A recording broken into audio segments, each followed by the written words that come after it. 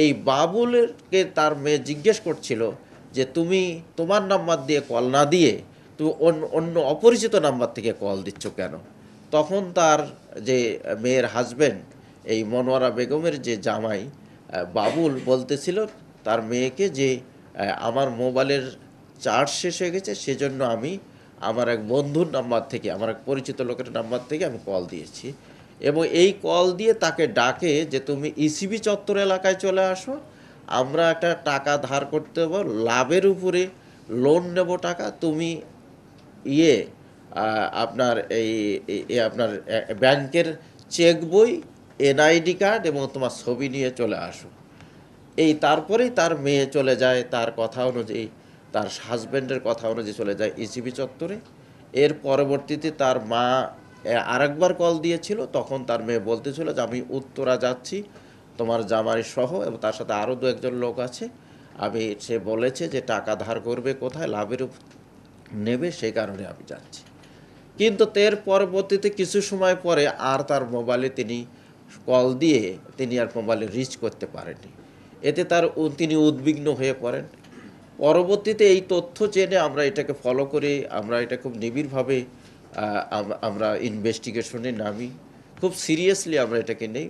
পরের দিন আমরা এই ভিকটিমের মা মনোয়ারা বেগম, তার ভাই সুলতান আহমেদ, তার ছেলে তানজিল এবং তার হাজব্যান্ড বাবুল, এই বাবুলকে আমরা নিয়ে আসি থানায়। নিয়ে এসে আমরা 20 তারিখ 12:50 দিকে আমরা নিয়ে এসে তাকে ব্যাপক জিজ্ঞাসাবাদ করলে বাবুল যে তথ্য দেয় ওই সময়ে, তার তথ্য আমরা যেটা পেয়েছি তাতে দেখেছি সে মিথ্যা তথ্য দিয়েছে, যে ঘটনার সময় সে মানিকদি ছিল।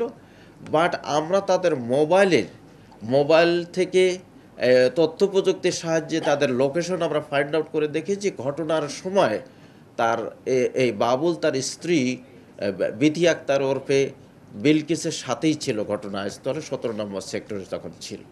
তো তার পরবর্তীতে আমরা আর তার যে শাশুড়ির দেওয়া তথ্য, তার শ্যালক এবং তার ছেলের দেওয়া তথ্য সব কিছু মিলিয়ে আমরা তাকে ব্যাপক জিজ্ঞাসাবাদ করি। জিজ্ঞাসাবাদের এক পর্যায়ে বাবুল স্বীকার করে যে তিনি এবং তার সাথে থাকা আরও 3 জন লোক মিলে তার পরিচিত বন্ধু মানুষ যাদের সাথে সে চলতো, তাদেরকে সাথে নিয়ে সে তার স্ত্রীকে মেরে ফেলেছে।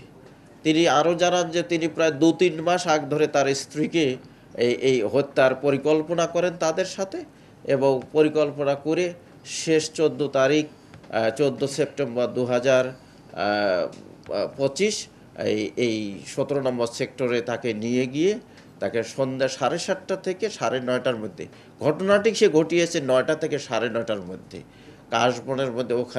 কাশবনের মধ্যে নিয়ে গিয়ে তাকে গলা টিপে তাকে হত্যা করে। আমরা তার দেওয়া তথ্য, বাবুলের দেওয়া তথ্য মতে আমরা তার এই হত্যা কাজে সহযোগিতা করেছে যে সেই 4 জনের মধ্যে আরেকজনকে গ্রেপ্তার করে, নাম হচ্ছে সম্রাট থাকতো মূলত 12 নম্বর সেক্টর পল্লবী থানা এলাকায়, মিরপুর 12-তে ওই কালাপানি এলাকায় লেন 6-এ সে থাকতো।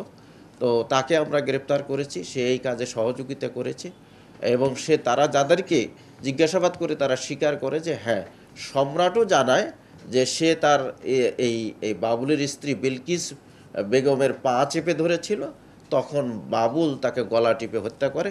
এ কাজে আরও 2 জন সহযোগিতা করেছে, একজন পাশে ছিল, আর একজন ওই সময় হত্যার সময়ে ছিল। আমরা তদন্তের স্বার্থে বাকি 2 জনের নাম প্রকাশ করছি না।